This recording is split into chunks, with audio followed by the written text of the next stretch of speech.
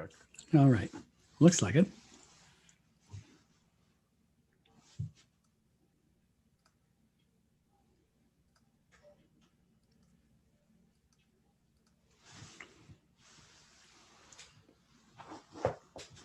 All right.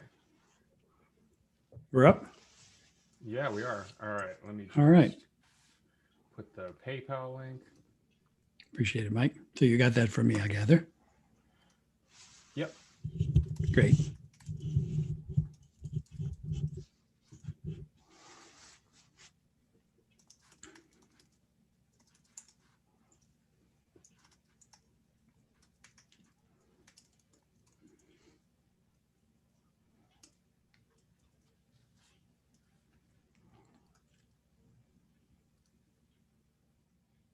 Okay, good. All right. Now, where would be the best place for me to send you the link? On Facebook or on Zoom? Do you have a preference? I'm wondering, not really. I'm just wondering how I don't really even know how to copy and paste onto another site. Okay, well, if you just go to your Facebook message, I just sent it to you. If you just, copy that link that I just sent you. Hold on a second. Let me see if I can get there. I'm assuming I'm not going to lose you if I just go away from our page here. Okay, hold on one second. So I'm just going to Messenger, yes? Maybe you can kind of guide me through the process if you don't mind, Mike. Yeah, just go to Messenger and you'll see that link that I sent you. Yes, I see that. And then just do like a right click on the link to copy it. Hang on a second. When you say right, I don't have on the iPad. I'm just doing all this by touching the screen. So I'm not sure how to copy and paste on an iPad. Yeah, I think if I just do this, if I just hold it down, it's copy and paste. Hold on, let me double check that. Hold on. No, that's not. Although it's saying, now it is showing me something. So if I see, looks like maybe I have done that. So if I just go to Facebook, now I see copy. And then, that didn't do anything. Hold on. Well, now I'm just seeing us. I'm seeing us right now. So on Messenger. So I'm seeing, I'm just seeing you right now, not me. Oh, the video. Yeah. So I don't know how to get that over to. Yeah, I'm not sure how to copy and paste on an iPad. Yeah, normally if you do that from an email, if you just hold on it, then the copy paste option pops up, but it doesn't seem to be doing that from the link. So why don't we just say if we can record it and maybe get it to Sebastian, then we can put it up on my page after the fact, if that's okay. Yeah, sounds great. Do you have a way to get to my YouTube channel so that I can go live? I mean, can we do it that way? Is that an option or? I don't think so, because we would have to link this Zoom thing to your YouTube channel. I'm not sure how to do that. Okay, all righty. Well, maybe that could be something for a future concert. So this is our test run. That's okay with me. Yeah, and Sebastian, like I said, could potentially improve the audio because I always send my my YouTube posts. He posts those for me, so he's got some nice audio plugins, so that he improves the audio a bit. So he can potentially do that for our concert now too. Great. If you wouldn't mind sending him this after we're done. Absolutely. So we're live right now, yes? We are live, yeah. We got 6 people watching. Hey, everybody. Hope you don't mind our banter. We were just trying to stream it in one other spot, and that didn't work out. So we're going to record it and offer it up after the fact. But we're happy that those of you who are with us now are watching. And our goal today is just to alternate playing some solo tunes for you and then trading some courses on some familiar standards. So Mike and I have been friends for, I'm guessing, at least 6 months now, Mike, maybe more, huh? Since kind of like the beginning of coronavirus. So I guess that'd be 9 months. Yeah, we've been buddies for a while. So I was impressed with some of Mike's YouTube postings, his lick of the week posts, which have been popular on his YouTube channel. And I was flattered when he picked one of my licks for one of his features. So that's why I reached out to him. And we've now done a number of classes together for Mike's master classes site, and they've been great fun. So we've been doing some playing and teaching together. So today is playing, no teaching, but you can also see us up on the Mike's master classes site. And I've got other content available through TrueFire and DC Music. And Mike has an active career too, also teaching online. So we're both pretty busy teaching and trying to collaborate any way we can playing. And this is our modus operandi for the moment. Sounds good. Yeah, this is a little work in progress. This is the first time doing this, so this will be a little bit of a work in progress, kind of getting used to this live streaming thing. Unfortunately, we can't play at the same time, but we will make do with the resources that we have and go from there. Exactly. So we thought we'd maybe initially start by each playing, alternating maybe for half an hour or so of solo tunes. And I have no idea what Mike's going to play, but I know I'm going to enjoy it. And then I think maybe towards the end of I think we'll go for at least an hour, assuming folks are still watching. And you're very welcome to watch for free, but donations of any amount are gratefully accepted on that PayPal link if you're inclined. Mike, would you like to start? Sure. Okay. I'll start out with a ballad. I'm going to do a really pretty ballad called Chelsea Bridge. One of my favorites.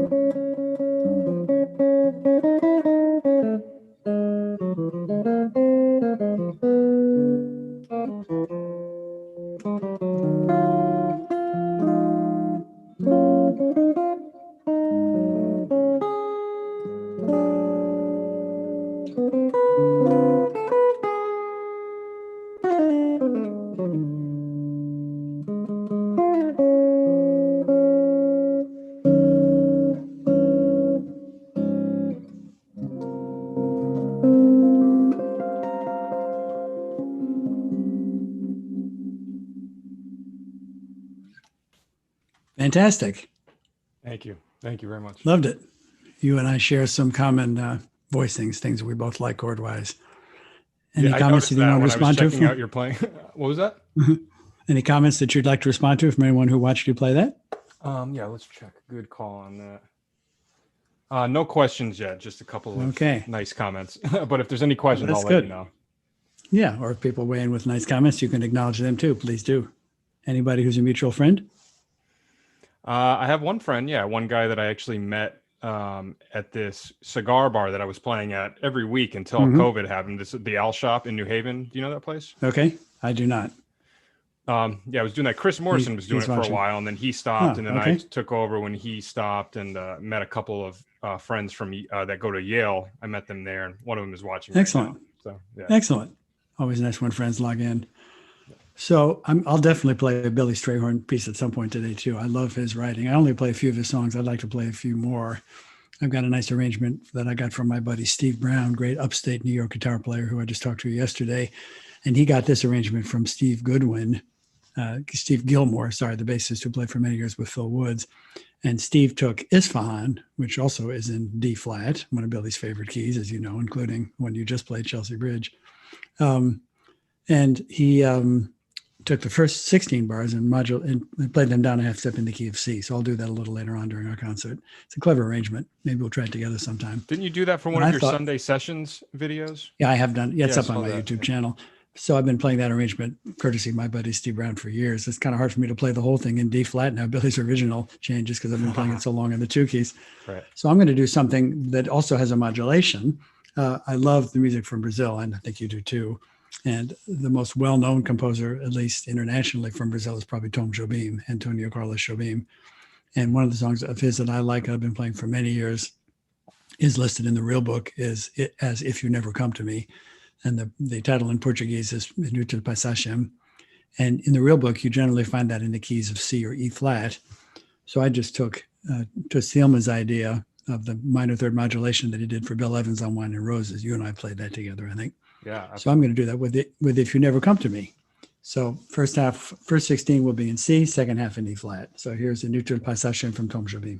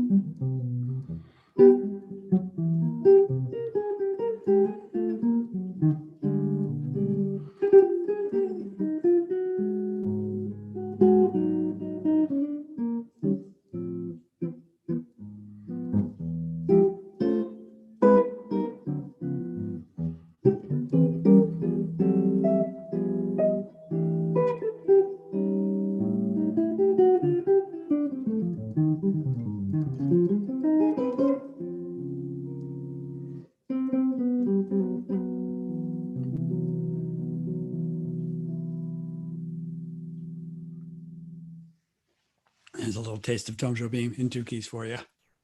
That was awesome. Thanks.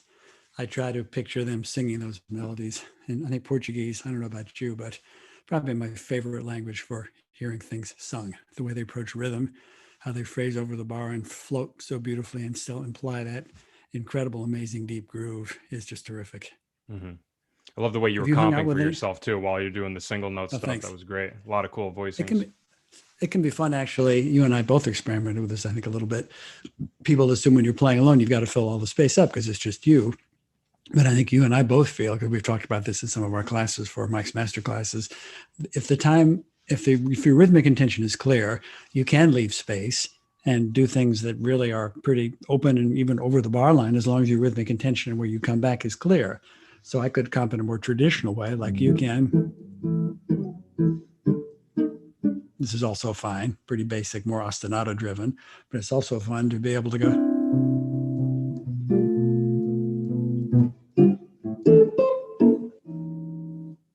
So I can let a couple of beats go by, and you do it all the time too, assuming you're playing in time, as long as you've got that pulse internalized and the phrases that you're playing really sort of imply the rhythm in a very strong way. And again, you have intention and very specific spots where you're coming in and beginning and ending your phrases. You can play with a lot of space playing alone. This is the perfect time to practice that. What better time than right now? This is it. Right now, where we have to play by ourselves. Absolutely. Yeah. Well, I would encourage any guitar player watching. Mike and I both have played solo gigs, and you can start out just playing informally for friends, or playing as Mike was saying, in a cigar bar or a restaurant or an art gallery. Maybe you know the owner of a restaurant or an art gallery or a place where you can play, and you're just sitting in the corner providing atmosphere for folks. So as long as you're playing softly with a nice sound, you can learn on the job. And over time, you gradually add to your repertoire. You develop some confidence in terms of how you want to present yourself playing alone. You can check out other great solo guitarists on the internet. There are probably hundreds of hours of incredible solo guitar playing available for you to watch. But it's something that we can do. I mean, 2 things that are unique to the guitar: we can play alone and we can play in duo with each other. And I love both of those settings. And so do you. Absolutely. I think we have we're a going to couple do of it in person. questions in the chat. Okay, yeah, great. Sure. We're going to do it next year. You and me in a room together, Mike. I can't wait. Somebody said that they didn't. I think I fixed. Somebody was saying they didn't see the PayPal link. Just guys, let me know in the chat if you could see it. And I put it in the comments and in the description of the video, so it should be there. Let's see what else. Somebody want to know how many standards we know. We both know, and That's how often do we practice? Yeah. Both good questions. Standards, I think, are a good fallback repertoire. I mean, for jam session, I'll let you answer this too.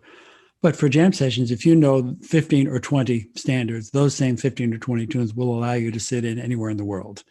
So those could be Stella by Starlight, On Green Dolphin Street, All the Things You Are. What are some others? I Remember You, I'll Remember April.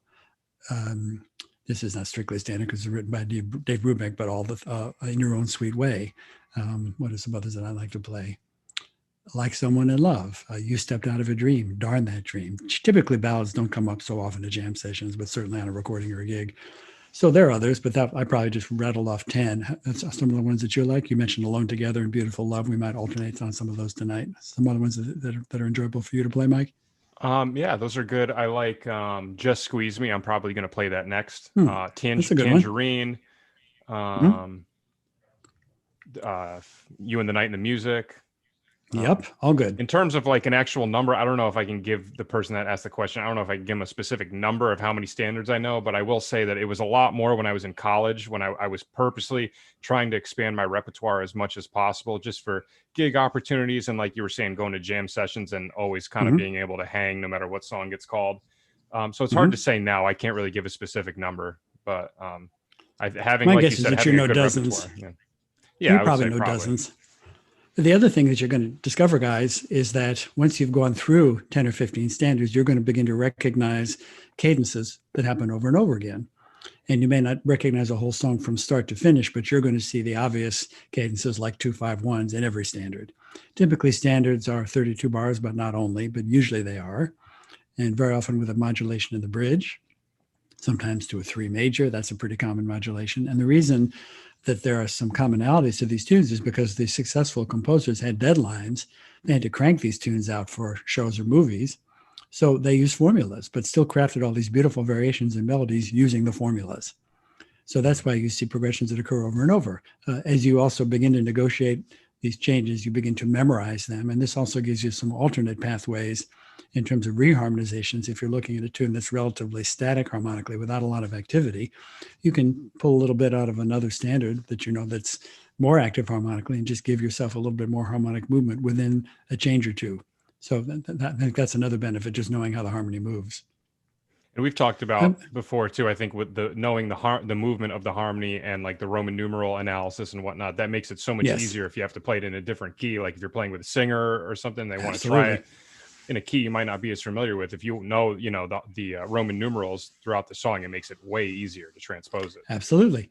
I would recommend that everybody transpose anyway. You and I both work with singers, and that's a challenge we enjoy. If a singer is not comfortable in the original key, then our job is to make them comfortable. Is he or her comfortable? Right. So then we offer our services to help them transpose it. Maybe we need to write it down if it's a complex set of changes, or we can do it pretty quickly in our head if it's a simple tune. I would say that I'm still learning some of the older standards that I didn't know before, that they're new to me. Maybe 15 years ago, I remember learning Jerome Kern's last song that he wrote for a revival of Showboat that I've got on my channel called Nobody Else But Me. I'll play that today. It's the only standard I know that goes down a half step, 4 bars into the tune, and then modulates back up. It's all centered around the C major scale, except for this one small 4 or 5 bar section about 5 bars into the tune. And it's a very transparent modulation. It's not jarring when you hear the melody, but he goes down a half step. That's unusual. But, there are probably thousands of standards, I would imagine. And that, typically the same 20 or 30 pop up at jam sessions all over the world. But there are lots of beautiful, obscure ones that I play that I don't hear anybody else play at a jam session. That's okay. I just playing them on my own gigs or my own recordings. I just bring the charts and we learn them. And that's great too, because I love when I hear a new standard that I've never been exposed to, and it's something that I really like. It's almost like this hidden gem that you stumbled upon, and I always love that when I'm listening to an album of somebody and might have like a standard thrown in that I've never heard of that's a little bit more obscure. But I love moments like that, discovering those kinds of songs. Me too. Me too. And every song you learn has something potentially to teach you. I would also argue we are getting into a little bit of a clinic mode here, but that's okay. That's who don't mind. Someone might type in and say, "Shut up and play, please." But I think basically, even learning a new beautiful melody is a little piece of DNA that gets encoded into your genetic information about how you think about improvising. So learning beautiful melodies, in addition to learning someone else's solo vocabulary to build your own vocabulary, I would argue that just learning great melodies and being aware of the melody of a tune as you improvise over that particular tune, the melody creates a context for us, but also helps us think compositionally when we improvise. So learning great melodies is a way to build your abilities and your strength as an improviser, I think, too. So just keep learning tunes, guys, and do it in a shared environment. Maybe you're doing it now over the internet with a friend. Mike, you and I will share some other tunes together. I'd be happy to do that with you. I'm sure you know a few that I don't know, too. And I think the other question is, how often do you practice? I mean, typically, depending on how much you're teaching, you've probably got the guitar in your lap some days for hours, I would imagine, if you have a busy day of teaching. Yeah, it all depends. It really does depend on the day. It depends on what I'm practicing for. If it's more of just kind of thing that I'm doing on my own, it varies. But, obviously I try to, maintain a little bit of a practice routine throughout the week. Sometimes, some days it's harder than others, but just trying to maintain some consistency with the instrument. How about you, Absolutely. John? Yeah, I mean, I'm probably playing as much now as I did before the virus kicked in. I mean, someday I'm probably playing 2 or 3 jam sessions a week with friends, socially responsible jamming, either in separate rooms or a big room with masks and the window open with 1 or 2 other musicians. Collaborating with friends like you, this really helps. I mean, I'm happy to spend some time with you here today playing and talking about the music. And I probably learned more tunes in the last 8, 9 months than I have in the last 5 years, just because the sessions can be an opportunity to bring new music. So a bunch of friends, I encourage them to bring new tunes. We're not just playing typical jam session tunes. So I've learned some new ones from Monk, Wayne Shorter, some standards, some Kenny Barron waltzes that I didn't know before. So I'm using this, trying to use this as an opportunity to be productive and stay on my game and stay in shape, so that when we are ready to go back out again and play live, and hopefully I can get back out on the road again the way I was doing before, because I was traveling most of the year, and now I haven't been anywhere except for Seattle, 3 hours away from where I live in Oregon. That's the farthest I've been traveling since March, which is, I can't remember the last time I've been home for 9, 10 months. I can't remember. So it's an adjustment for all of us. And for the musicians who are used to making a really good salary touring, the famous folks, or people who work Broadway, those people are taking a huge financial hit at the moment. So, my heart goes out to those folks. And financially, that adjustment has been relatively small for me because I never made a lot of money anyway. So the financial part has not been a big hit for me. But we're doing our very best to stay creative and collaborate in whatever way we can at the moment. Yeah, how about some music? Definitely a challenge. Yeah, let's do it. So I said I was gonna do Just Squeeze Me, but somebody just mentioned Skylark in the chat, and it put that idea in my head. So okay, it's a good one too. So, perfect. Yeah, beautiful one.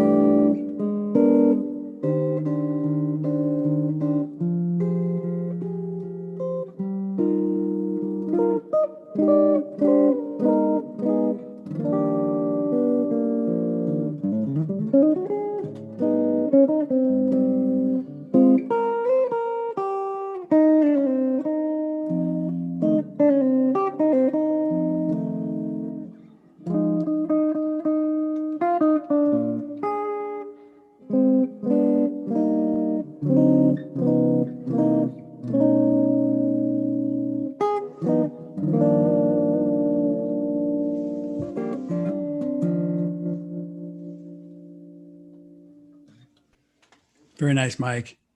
Thank you. That was a great tune. Good call, the person in the chat, for naming that tune. I haven't heard that tune in a while.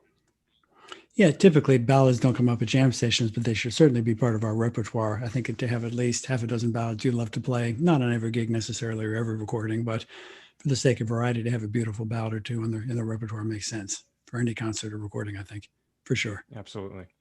Absolutely. Indeed. Any other comments you want to respond to while you were playing? There was a couple more from the previous one, if maybe you want to get to those, just a couple. One of them was, this was actually an interesting question. What makes a song a standard? Interesting. That may be sort of a personal definition as opposed to any kind of a generic across the board definition of it. But for me, standards are songs, for the most part, composed between the 1920s and 50s by musicians who, for the most part, were not jazz musicians, and they were composing for film and stage. So these were folks like Jerome Kern, Harold Arlen, Harry Warren, Victor Young, Johnny Mercer. And if there are a few exceptions, George Gershwin's tunes, I think, are regarded by many as standards. And he certainly could improvise and play jazz in a very convincing way. I've seen some footage of him improvising that's beautiful. And this is not to take anything away from these composers. They were wonderful, talented composers, but I think for the most part, they were not jazz musicians. So that would be my take on what comprises a standard. You? I think that's spot on. That's not something I've really put much thought into, but another question that he had in regards to that was, he was wondering if, can a song become a standard over like a longer period of time? Like, could there be a song from maybe the 50s or 60s that way down the road becomes a standard one day, or is it kind of like a set thing? I think that's right. No, I think you're right. John Scofield's most recent record is playing all Steve Swallow tunes with his longstanding trio with Steve Swallow and Bill Stewart. And John mentioned in something that I saw on Facebook that he's been playing those tunes with Steve since the 70s. So for him, they feel like standards. He's been playing them for 40 years. Right. And I think for a lot of folks, there are some Steve Swallow tunes like Falling Grace, for example, or Eider Down is another one. Those are maybe his two most popular ones, but Steve has a large body of work.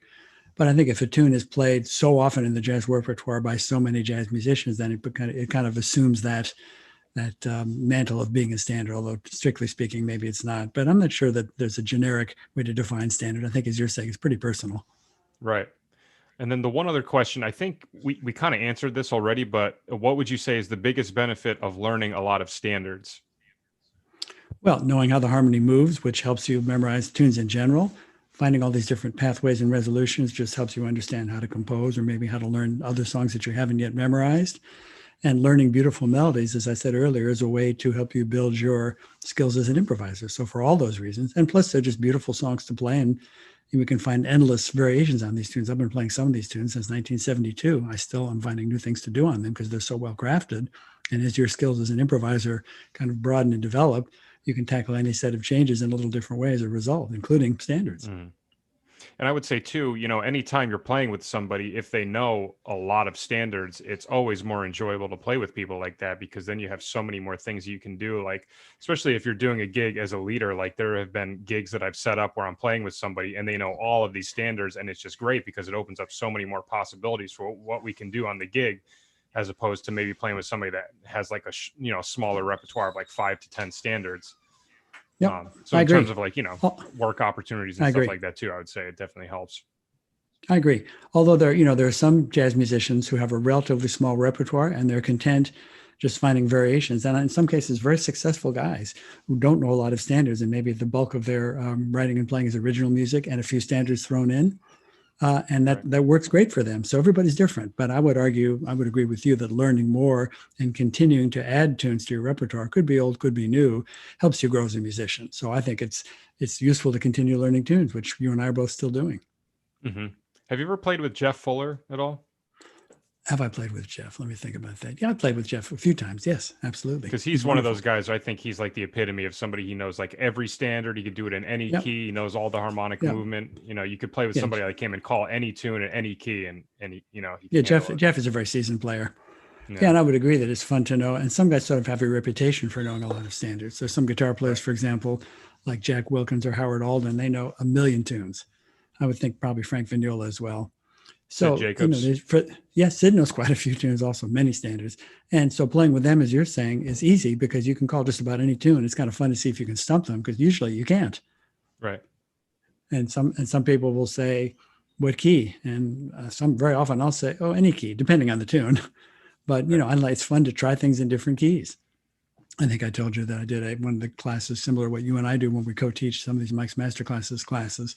I did one with Steve Herberman, a great 7-string player in the DC area. And we took Stowell alternating B flat and G as a Latin 3. So we changed the meter and we were modulating keys. And Stowell, it did take me a minute to think about in G. But, it's once you spend a little time with those relationships, it falls into place. And Sinatra recorded it in G. So there's some theory going around that Victor Young might have originally recorded that in G. And originally it did not have a lyric.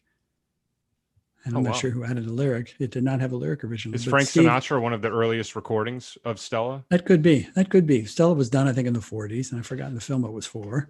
But Steve is, quite a detective when it comes to songs. So he said he found multiple versions of that tune in different keys. So he's not absolutely sure that the original key was G, but many people, George Benson likes it in G, and a number of people do play it in G. And Sinatra did record it in G. But whether or not that was Victor Young's original key, I don't know. But that tune is a little more challenging to transpose than others. But again, transposing and trying things in different keys, different meters, those are all interesting challenges for us, I think. Absolutely. Maybe I'll play a little something if you don't mind. Let's do it. We're doing more talking than I planned. I hope this is not boring for anybody watching. Hopefully not. We probably have a bunch of guitar players watching. No, we got people watching, yeah. Okay. And we might also comment on our unusual guitars, which are not the usual jazz guitars. Right. This one, I'll let you comment on your guitar in a minute, but this one was made for me. It's a Headless Guitar. And this one has been all over the world for about 15 years, made and designed for me. It's sort of a custom version of one of his regular models, a man named Roscoe Wright, who also lives in Oregon, who's an old friend. And this is a clever design. It's a solid piece of graphite for the neck, headless. So the strings just get threaded through the ball end, and then the normal tuners are down here. So I just string it in reverse. It has 2 pickups. It has an Andy Timmons DiMarzio, which is very high output humbucker, but also has a great clean sound. And then also RMC piezo, which I'm blending a little bit in. Controls are here, so I can blend the piezo with the magnetic and volume and tone.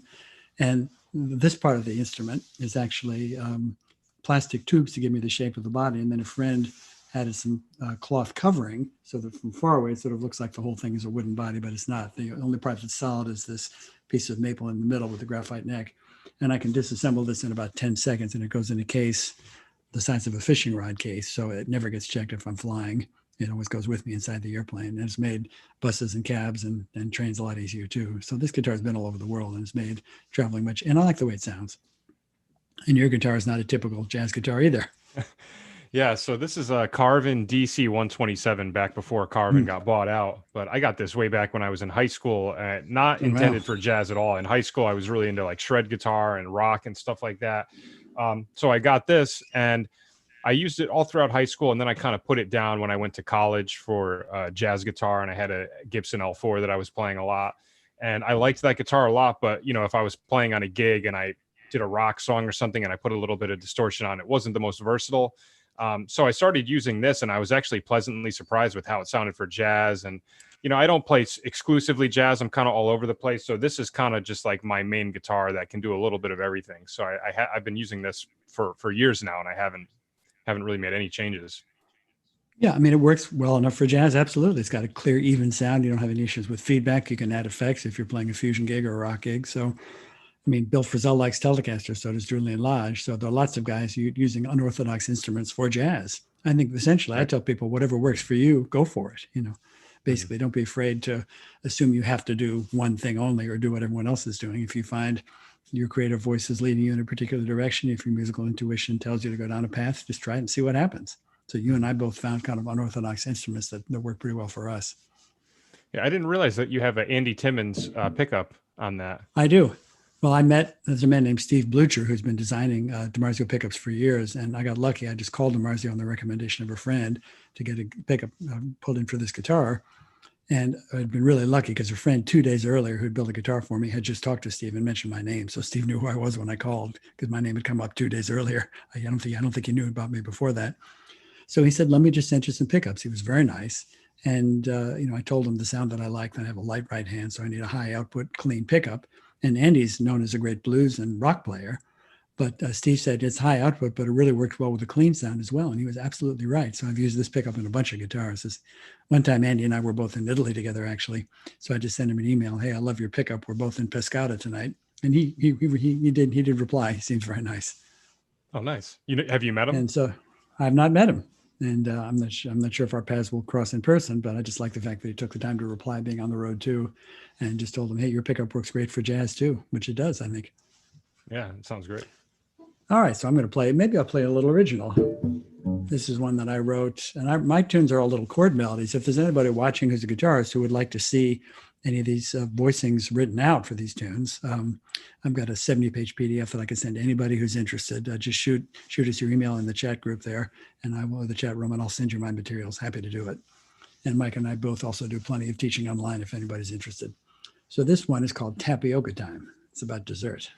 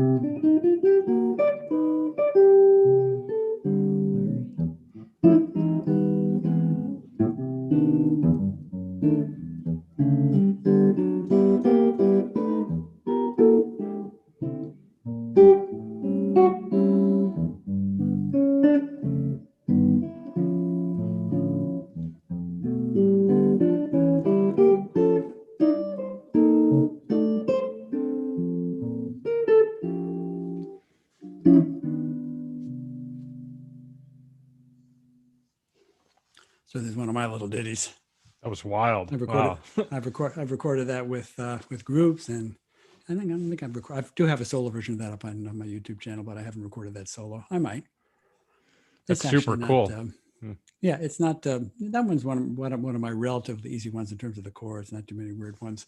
Got a bunch of close intervals in there that are sort of fun. So that opening section is just E minor.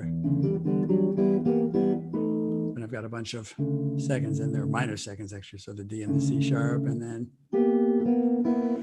it goes by pretty quickly. You don't hear all the dissonant intervals. And these are all augmented triads. And I've got the open D string in every one of them. That's awesome. Kind of reminds me of like Ralph Towner a bit. A little bit. Yeah. I met Ralph actually in the 70s, and I love his writing. Actually, two of his nylon strings he's been playing for more than 20, 30 years were made by a couple here in Portland, world-class luthiers. Cindy, what is Cindy's last name? I'll think of the man, and Jeff Elliott. But they're a really wonderful world-class couple that have been building guitars together for 30 years.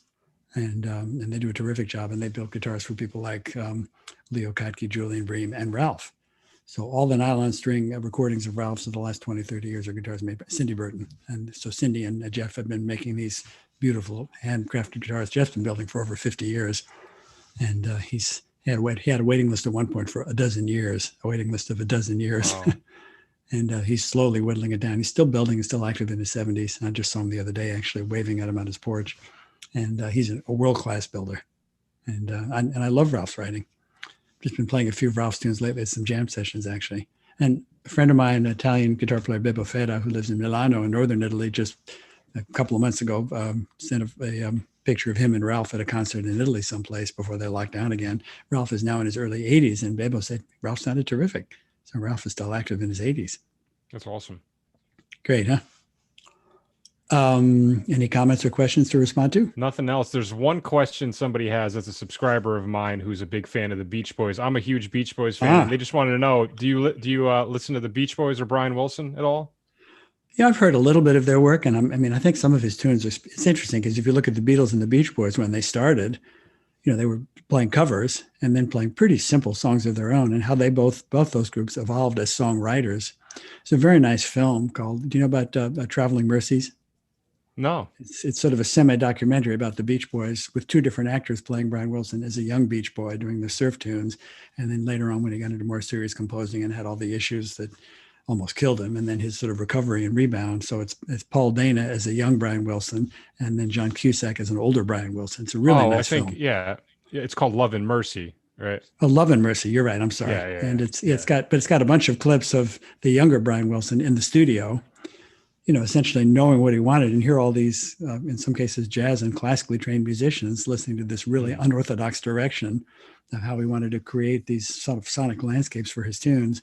I also saw something on Facebook of some of the vocal tracks soloed, and it really almost sounds like choral arrangements. He had really quite a brilliant mind, especially I think being self-taught and how he came up. He really evolved into a very sophisticated songwriter, and people weren't really ready for Pet Sounds originally. It was too advanced for the average pop taste, So yeah, I'm certainly aware of some of his work. I don't play any of his tunes. Do you have any jazz versions of Beach Boys tunes? I think Frizzell probably. Oh, I've worked out a bunch. Yeah, I'm a huge Beach Boys fan. So over the years, I've worked out a bunch of. I do a lot of their songs on solo gigs and stuff. Just mix in a couple of Beach Boys songs. Why not? Standards. Why not? Hey, we've each played a bit alone for everybody. Shall we take some tunes where we just trade a little? Yeah, absolutely. Let's pick one. So for those watching, I think you understand we have some latency issues, so we can't play together for you, unfortunately, in this format, although I'm sure some genius in Silicon Valley is working on the software to allow us to do that. I've heard that Jamulus and a few others things are getting better in that regard, so hopefully maybe we will be able to collaborate virtually in real time together before we can do it for real in person. But for now, this is our format. So we could just pick a tune and maybe trade some choruses. Sure. Yeah. Do you have any specific tunes you want to try out? No, although you had mentioned some standards before we convened on when we went on the air, so any of those would be fine. How about Beautiful Love? That's a good one. Or Beautiful Love. Or Sure, Stompin'. Yeah. Either one. Do you have a preference? We want to start with Beautiful Love and then do Stompin'? Sure. Yeah, let's do at least a couple for the guys. So why don't we just start with improvisation? This is something that Jim Hall liked to do sometimes, rather than start with a melody, which is what everyone expects with most tunes. Sometimes telling the audience what you're going to play sort of challenges them in a friendly way to follow along. And we could maybe throw the melody on at the end at some point. But to begin with an improvisation is also a good way to internalize form. And I tell people to sing the melody as the song is going by is another way to internalize form. In the case of most of these older standards, 32 bars, they're not too hard to keep track of, but that also comes in handy as a strategy if you're playing a tune that's less symmetrical, that's a more challenging tune harmonically and also in terms of bar length. So a modern jazz tune might be 17 bars or 21 bars, depending on the composer. So then the melody is extremely useful in terms of internalizing the form and keeping your place. Would you like to start with an improv? And it could be, whatever we do with this, the beauty of playing alone, as you demonstrated on both of your tunes, is we have that freedom to play in time, out of time. We can stop in the middle and play rubato and then go back in time. So all those are options. So we don't have to set any rules that way. Let's just react to each other. Sure. All right. Here we go.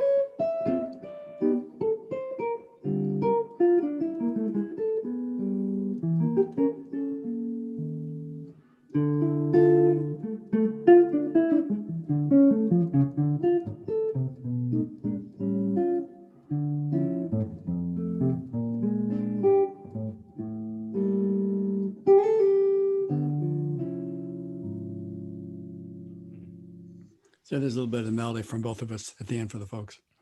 So good standby jam session tune. But the beauty of these tunes, as you know, because I'm hearing both of us do it, are all these possibilities for variations in slightly different ways to negotiate the obvious harmonic pathways through the tune. And if people want to see us discuss lots of this in detail, we've got, I think at this point now, six classes up on the Mike's Masterclasses site. So guitarists who are interested, like I said, we can get you some printed material. If anyone's interested, just shoot us an email. And you can see samples of some of our classes for free up on the Mike's Masterclasses site, up on my YouTube channel, and maybe on your channel as well. Yeah, absolutely. Any other comments, questions to respond to? No, that was, I mean, somebody asked who Brian Wilson was influenced by for jazz. I'll have to do a little research into that and get back to them on that. Yeah. Well, I'm not sure about that. I know the four freshmen. Yes, he absolutely liked them. But also bear in mind, he was hiring great jazz musicians for some of his sessions, like Hal Blaine, or I wonder if he was hiring any keyboard players or horn players who were jazz influenced or jazz players. I think he probably was, but none of the other names are coming to mind. But a lot of the Wrecking Crew, who were on hundreds of sessions there for probably 10 years in LA, including working for the Beach Boys. I bet Tommy Tedesco played Glenn Campbell. Glenn Campbell, actually, who could absolutely play jazz, did actually sub for Brian Wilson, playing bass and singing on some Beach Boys tours when Brian didn't want to go out on the road. He wanted to stay at home and compose. And Glenn absolutely knew some jazz harmonies. Mm-hmm. So could some of the expertise of some of the folks he hired as session musicians have worked some of their influences into his ideas about harmony or composing? Sure. But I'm kind of like you. I'm not exactly sure who that might be. Mm-hmm. But certainly Hal Blaine and Glenn Campbell were in that group, and Tommy Tedesco was in that group. Howard Roberts was. These are all some of the loose session players. I'm not sure if Howard Roberts played on any of the Beach Boys sessions. Dennis Buttermere might have, and he's still around for sure. And so certainly Brian was around jazz musicians. My guess is that he likes some jazz, I would think. Yeah, I would imagine so. I mean, I'm sure, because I know he was into Gershwin because he did a George Gershwin tribute album, but I would imagine if he was listening to Gershwin, I'm sure he was listening to Cole Porter and Rodgers and Hammerstein and all of the, the classic composers. That would be my guess, that he knew some show tunes and probably knew some standards, because some of his tunes have some of that kind of harmonic movement for sure. Right. Absolutely. Yeah. All right. We have a question. This is I would guess this is one of the most common questions you probably get, John, but somebody wants to know if you're using a pick or not. Good question. So everyone's right hand in the guitar world is different. You can talk about yours too, because you and I both use hybrid picking. So my pick is hard to see because it's so small, but I use a Fender teardrop pick. And the reason it stays there is because it's mostly making contact. Most people hold the pick at this angle. And in my case is not right angle. It is essentially this way. So the pick is mostly there. So when I'm playing my right hand, I can sort of get up so you can see my right hand a little better. The pick is almost invisible, but it's there. And I'm occasionally using also my middle finger for single notes. So it's kind of an odd version of hybrid picking. And I would encourage any guitar player who wants it. I want to hear your take on your right hand in a second too, Mike. But I would encourage any guitar player to either do some version of hybrid picking where you're using pick and fingers, in which case you're trying to match the attack of the pick and the fingers. So you shouldn't hear a difference between the pick and the fingers. They should sound the same. So I've worked on that. I've got a very light touch. That's why I like high output pickups, because my right hand, I'm attacking the strings very, very lightly. And that's just a technique that I evolved over time. Some guys will also palm the pick, so then you have access to the 4 fingers and the thumb. And then they'll rotate the pick back in when they want to play lines a bit faster. But in my case, the pick is always there. So the most notes that I'm playing at one time are 4, the 3 fingers in the pick. And I do use the pinky. So, if guitar players are interested in hybrid picking, start with maybe some very simple 4-note voicings. Just go up a C major scale diatonically and try to match the attack of the pick and fingers so that you're getting the pick and fingers working together. Then you can get into a little more ambitious combinations of pick and fingers later, but start with all 4. So the 3 fingers and the pick together, and just try to make the attack again of the fingers matching the pick. And your right hand, why don't you talk about that a little?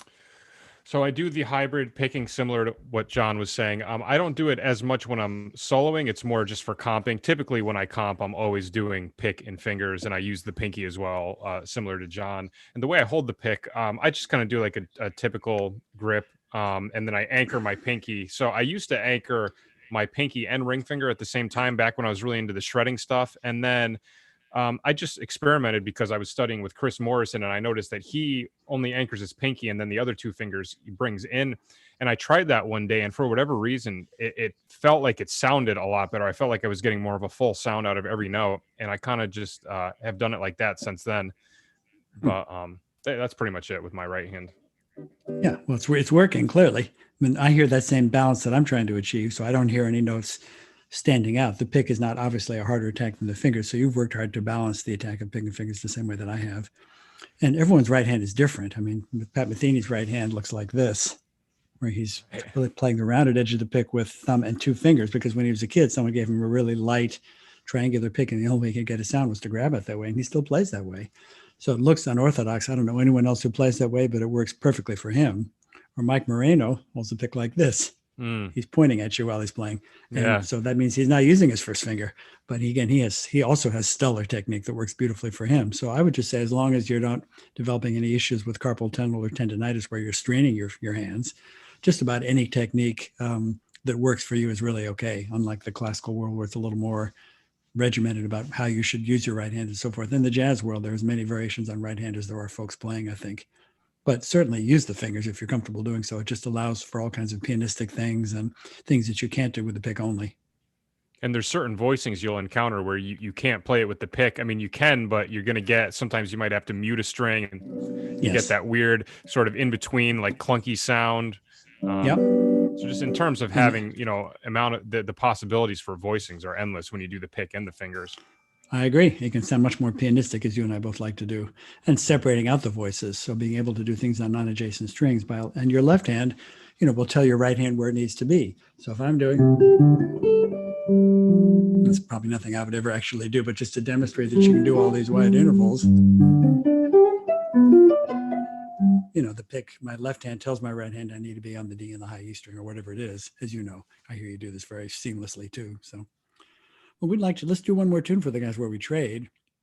But before we sign off, Mike and I have done a number of these classes, which we will do more of because they've been great fun. But we'll try another one of these too. If you guys, anyone who was watching today, if you enjoyed it, we'll let you know if we do another one. But I think it would be fun to try another one. I've enjoyed myself. Great to actually hear you play more than we normally do at our classes. Yeah, this has been great. It's been a real treat. I would love to do more of these. Yeah. We will. Maybe we'll do one a month or however often we feel like doing them. And if, as long as a few of you tune in to watch, we're very happy to play for you guys. And like I said, please email us if you did me. Okay.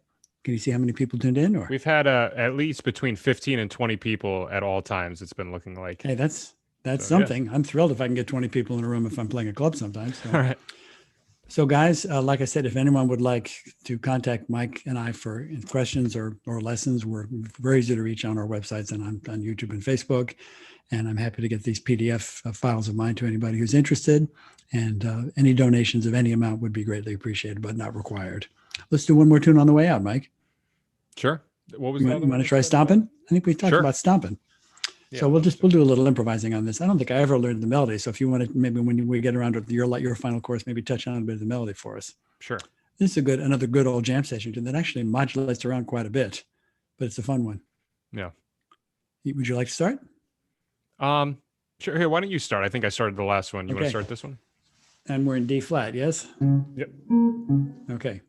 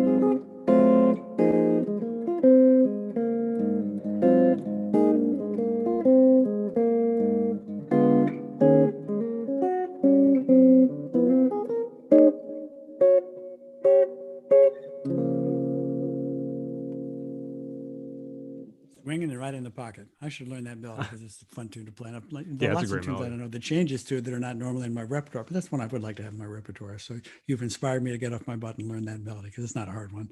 But I liked your arrangement of the melody. It was sort of a nod to the tradition, but with some of your angular modern conception kind of tucked in around the corners, which I liked.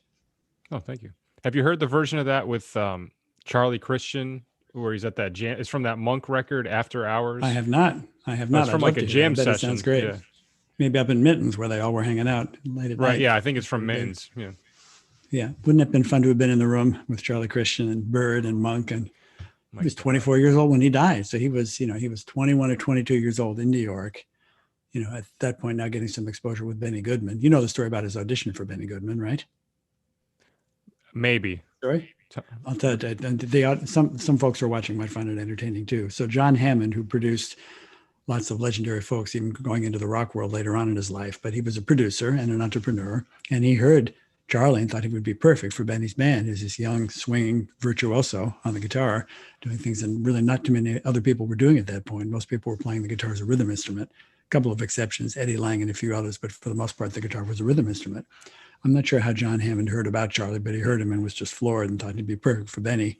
So he arranged an audition, and Benny was doing a recording session and then a live coast-to-coast broadcast that evening from a ballroom. And this was, it was a big deal. It was a national radio audience. And Benny was a little tired after the recording, so he didn't give Charlie much of a chance to really show him what he could do. So he kind of dismissed him, quick audition. So John knew that Benny would like him if he really had a chance to hear Charlie. So he smuggled or arranged to have Charlie's amplifiers smuggled up onto the bandstand for the radio broadcast. And Benny was into the broadcast. And then at a prearranged signal from John Hammond, Charlie walks out of the kitchen with his guitar and just sits down next to Benny and plugs in. Benny looks over at him. He can't really stop at that point. So he just calls a tune, didn't even ask Charlie if he knew it. And Charlie just tore it up, and Benny hired him immediately. And, he only really had a couple of years of national exposure because he was gone at 24, and he just changed the face of jazz guitar pretty much.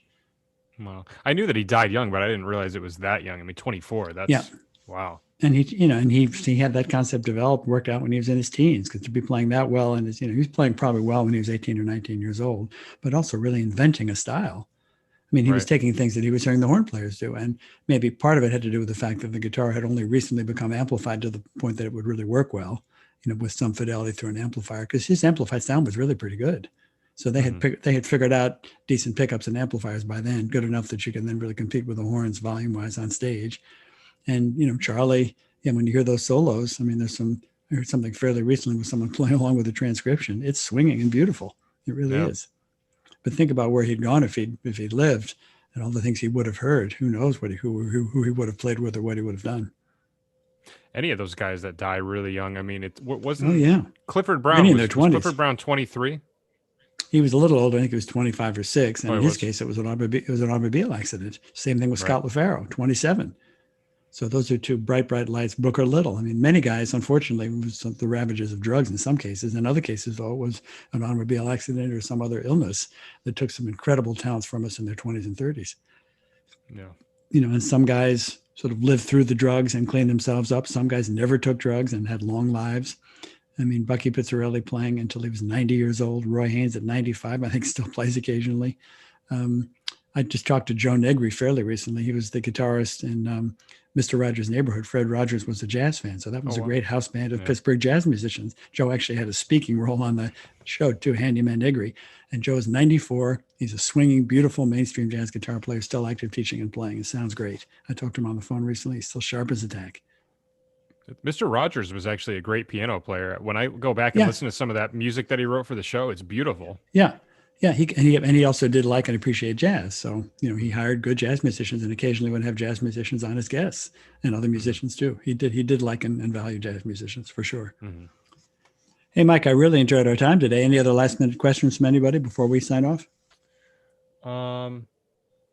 No, they're telling us that we should try streaming this on the app Twitch. They say that has a good algorithm for streamers, so that'll be something that we can look into. I know the app, but I've never streamed on it. But maybe there's a way that when we do this next one, I could stream it on YouTube and Twitch at the same time. See what happens there. Okay. So, I mean, Mike, for anyone listening, Mike is much more computer savvy and tech savvy than me. So we can try to refine this and do them often enough that we can maybe refine this a bit. But I like our format of just informal conversation, playing solo, playing together. So I think this format works pretty well. If anyone else has any comments after the fact, you can reach either one of us on Facebook Messenger or our websites. We'd love to hear from you if anyone has any comments or questions about how we might do this better, or if you like what you saw today. Yeah, sounds great. Super. Mike, I really enjoyed it. Me too, John. Thanks a lot. It was an honor. It's a pleasure. Yeah, for me too. So let's just stay in touch with Messenger, Facebook, and we can plan on doing another class soon for Mike's master classes. And we'll do another one of these maybe sometime in January if you're up for it. Sounds great. I would love to. Plan on it. We'll do it. In the meantime, Happy New Year, my friend. Yeah, likewise. And Happy New Year to everyone that's watching. Thank you, everybody, for tuning in. Hope you enjoyed it. And we will definitely be back with another one. We will. Guys, take care, everyone. Thanks again for watching, and all the best for everyone in 2021. Things are going to get better. Hang in, please. Yeah. Sounds good. All right. Thanks again, Super. John. Pleasure, Mike. All right. Take care. Have a good night.